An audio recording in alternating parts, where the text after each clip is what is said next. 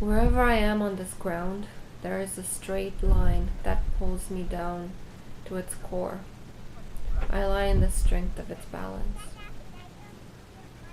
There is a picture my grandmother has from the early 90s when my cousin, who was a ballerina at the time, was invited with their whole high school troupe, ballet troupe, to go to the US, I think somewhere in the Midwest, to perform.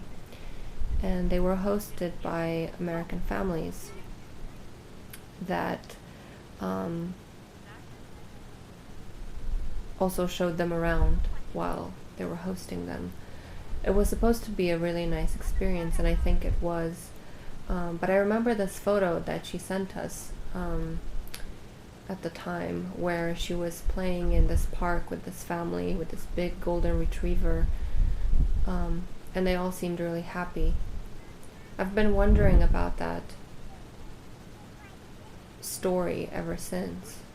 I'm wondering if I should even tell this story. I'm wondering if it's mine, or is what I remember mine and enough of mine to be able to tell. Anyway, she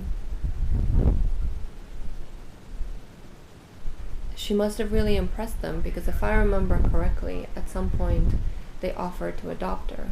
And I always thought that a really important, for me, my cousin was beautiful and smart and talented and an artist and everything I wanted to be, so it made sense that people would want to have her as a daughter. But now, as an adult, I wonder about that story. The narrative from here was that they were invited as ballerinas because they were really amazing. But now I wonder, was it because they were ballerinas and they were amazing ballerinas, or was it because it was the early 90s and everybody saw Romanian ballerinas as starving orphans that they wanted to feed?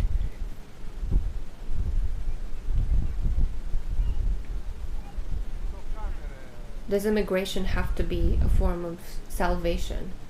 Do we have to be saving each other to be able to want to move? Does there have to be desperation involved to want to leave the place where you grew up and go abroad? Could it just be that you're in passing, that you're moving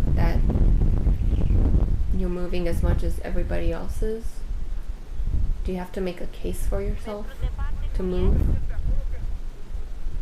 to travel, to live somewhere else?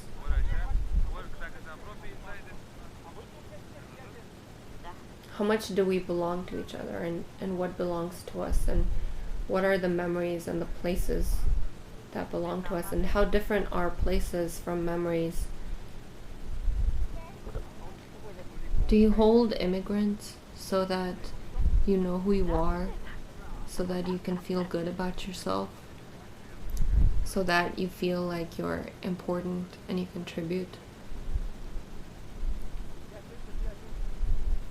Do you need someone who's displaced to make you feel placed, to make you feel lucky where you are? Do you need to see them as sad?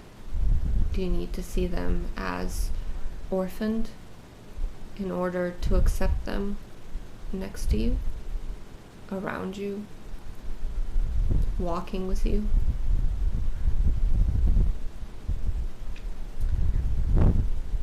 Is there a place where you'd accept their wandering, or their traveling, or their life as perhaps preferable to yours, as luckier than yours, as happier than yours? Migrare, to migrate, and inside. It doesn't assume that the migration ever stops, or that it never occurred, or that it's not a phenomenon in itself. It just says that this one time it happens to be coming, as opposed to leaving. It's coming towards you. It's not going by you or outside of you.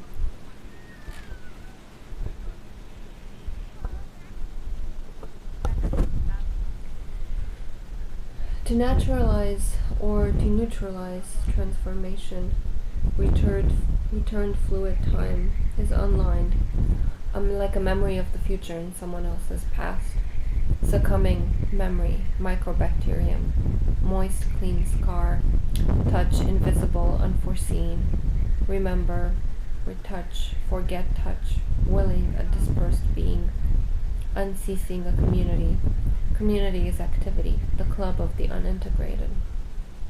Brought in from dandelions and hay, brought stories native, waters on the skin of his face, a bird, a stream, a rose blush stream, like remnants, a pale mouth, a captive smile. I sink in his ears, or he sinks in mine, a moment on the edge of its extinction. I don't quite know anymore.